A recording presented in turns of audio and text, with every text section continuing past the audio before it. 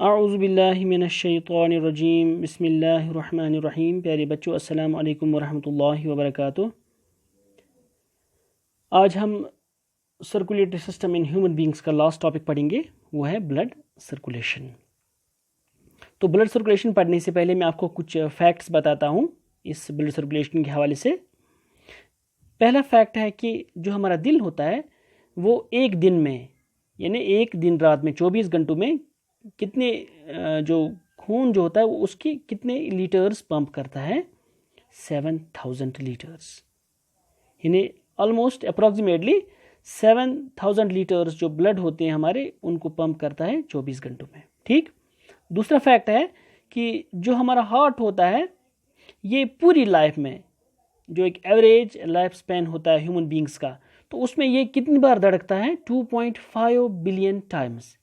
यानी कि जब हम 2.5 बिलियन को कन्वर्ट करें तो वो किसके बराबर आ जाता है? तो वो हाँ जी, 2 अरब एंड 50 करोड़ टाइम्स। तो अब आप खुद अंदाज़ा लगा सकते हैं कि कितना बिजी रहता है हमारा हार्ट। और इसके अलावा जो नेक्स्ट फैक्ट है वो ये है कि इसको जो हमारा एक हार्ट बीट होती है, एक धड़कन जो होती है, उसको कितना टाइम लगता है? Only a fraction of second, यानी कि 0.8 सेकंड्स लगते हैं इसको अपना एक साइकिल कंप्लीट करने में। वो आपको मैं अभी बताता हूँ कि साइकिल क्या होता है, कि इसको इतना ही टाइम लगता है, यानी एक सेकंड भी बराबर नहीं लगता है, इसको इतना फास्ट धड़कता है। तो अब हम मेन सर्कुलेशन पे आते हैं कि किस तरह से सर्कुलेशन का जो प्रोसेस होता है वो हम में चलता है। तो मैंने यहाँ पे सबसे पहले स्टार्ट किया है कि जो हमारा जो डीऑक्सीजनेटेड ब्लड होता है, deoxygenated blood is collected from different organs of the body through 2 major veins. ठीक है। देखिए यहाँ पर जो हमारी जो बॉडी ऑर्गन्स हैं, यानी पूरी बॉडी जो होती है हमारी, तो ये 2 मेन वीन्स के थ्रू, मैंने आपको ऑलरेडी बताया कि जो वीन्स क्या होती हैं, वीन्स वो ब्लड वेसल्स होती हैं जो इम्प्योर ब्लड कैरी करती हैं, जो डीऑक्सीजनेटेड ब्लड कैरी करती हैं, जिनमें ऑक्सीजन मौजूद नहीं होता है। तो ये जो होती हैं ये इनको हम कहते हैं 2 मेन जो होती हैं, 2 मेन वीन्स जो होती हैं, उनको हम वीना कावा कहते हैं। यहाँ पे जो वीना कावा होती है ये 2 होती हैं। जो हमारा हार्ट होता है इसके जो अपर पार्ट्स होते हैं, यानी जिसमें हमारी चेस्ट आती है, हमारी आर्म्स आती हैं और हमारा सिर आता है, तो वहाँ से जो ब्लड कलेक्ट करता है, तो वो कौन सा वीना कावा होती है? वीना कावा चूँकि 2 किस्म की होती हैं, वो होती है सुपीरियर वीना कावा, यानी जो सुपीरियर पार्ट्स, जो अपर पार्ट्स होते हैं हमारी बॉडी के, वहाँ से ब्लड कलेक्ट करता है, उसको हम सुपीरियर वीना कावा। मैंने यहाँ पे ओनली वीना कावा लिखा है, ये जो यहाँ पे मैंने लिखा है वीना कावा 2 मेजर वीन्स। एक्चुअली ये 2 मेजर वीन्स कौन सी हैं?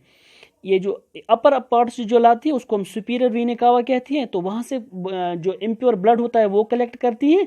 और जो हार्ट के जो लोअर पार्ट्स होते हैं, इससे जो नीचे जो पार्ट्स, बॉडी पार्ट्स आते हैं हमारे, तो वहाँ से एक और वीना कावा जिसको हम कहते हैं इन्फीरियर वीना कावा, तो वो दोनों वीना कावा एक मेजर वीना कावा बनाती हैं।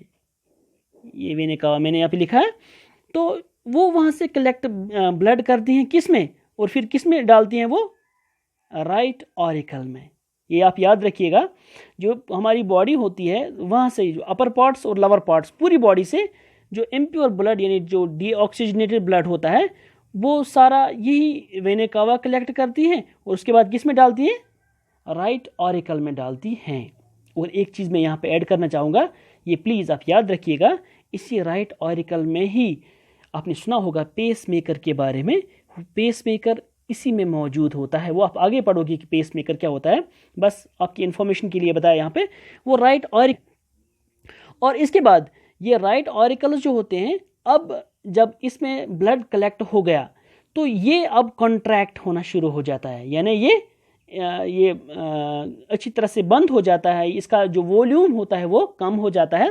और उसके बाद यहाँ पे जो वॉल्व्स होते हैं, इससे पहले ये बंद थे, ठीक है, अब जब ये कंप्रेस हो गया, ठीक है, तो इससे क्या हो जाता है? फिर इससे ये ब्लड ये जो वॉल्व्स होते हैं, वॉल्व्स होता है ये वाला, तो ये ओपन हो जाता है, जिसकी वजह से ब्लड किस में चला जाता है, वो राइट वेंट्रिकल में, यानी राइट ऑरिकल में जो ब्लड था अब ये कॉन्ट्रैक्ट हो गया, किस में चला गया, राइट वेंट्रिकल में चला गया।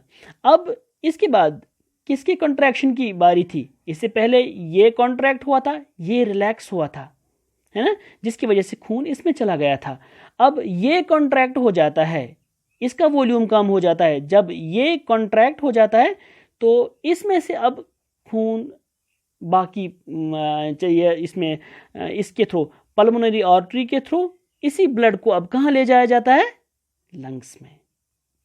ठीक है, तो इस राइट ऑरिकल से जब ये कंप्रेस हो जाता है तो अब इसी पल्मोनरी आर्टरी के थ्रू इस ब्लड को कहाँ ले जाया जाता है, लंग्स में। ये आप याद रखिएगा, इनको लंग्स में ले जाया जाता है। क्यों लंग्स में, क्यों लंग्स में इसको इसलिए ले जाया जाता है ताकि वहाँ पर एक्सचेंज हो गैसेस का, यानी यहाँ से जो इम्प्योर ब्लड था, इस इम्प्योर ब्लड में कौन सा गैस था, कार्बन डाइऑक्साइड। यही कार्बन डाइऑक्साइड वाला ब्लड जो था इसको अब कहाँ ले जाया गया, ऑक्सीजन, इस लंग्स में। अब लंग्स जो होते हैं, चूंकि जब हम ब्रीथ करते हैं यहाँ से हम ऑक्सीजन अंदर ले जाते हैं, तो यहाँ पर लंग्स में ही ऑक्सीजन और कार्बन डाइऑक्साइड का एक्सचेंज हो जाता है। यानी वहाँ से हमने ऑक्सीजन लाया था, तो उसके बाद यहाँ से जो ब्लड था इसमें कार्बन डाइऑक्साइड था, ये कार्बन डाइऑक्साइड अब किसको दिया जाता है, इन्हीं लंग्स को, और वहाँ से ऑक्सीजन लिया जाता है। ठीक है, तो यहाँ पर ऑक्सीजन का एक्सचेंज होता है, कार्बन डाइऑक्साइड का एक्सचेंज हो जाता है। तो एक बार यहाँ पर फिर से प्यूरिफिकेशन हो जाती है। इसका मतलब है एक बार हमारे इस ब्लड के साथ कौन सा गैस मिल गया, ऑक्सीजन मिल गया। तो ये ऑक्सीजन वाला ब्लड जो है अब ये एक बार फिर से एक वीन के थ्रू कहाँ ले जाया जाता है, अब ये इसको लाया जाता है इसी लेफ्ट ऑरिकल में। देखिए इस लेफ्ट ऑरिकल में अब ये एंट्री मारता है।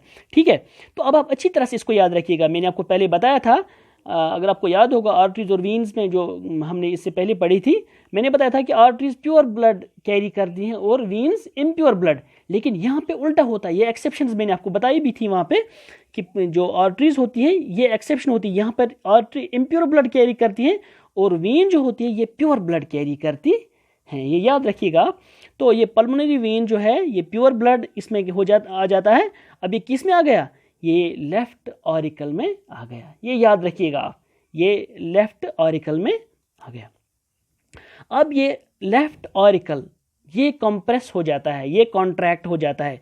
तो जब ये कंप्रेस हो जाता है तो यहाँ पे जो वॉल था ये भी बंद था इससे पहले, लेकिन जब ये कॉन्ट्रैक्ट हो गया, कंप्रेस हो गया, तो अब यहाँ पर ये वॉल खुल गया। अब किस में ब्लड चला गया, अब ये लेफ्ट वेंट्रिकल में आ गया।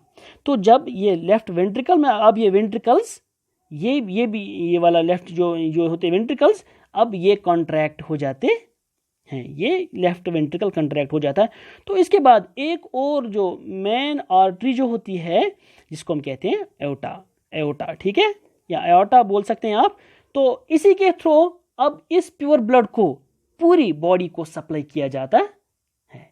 इस तरह से एक बार फिर से पूरी बॉडी में ये ऑक्सीजन वाला ब्लड पहुंच गया, तो वहाँ पे इसको ले जाया जाता है बाकी बॉडी पार्ट्स में, और एक बार फिर से वहाँ से इन बॉडी पार्ट्स इसको कलेक्ट किया जाता है उन्हीं वीने कावा के थ्रू।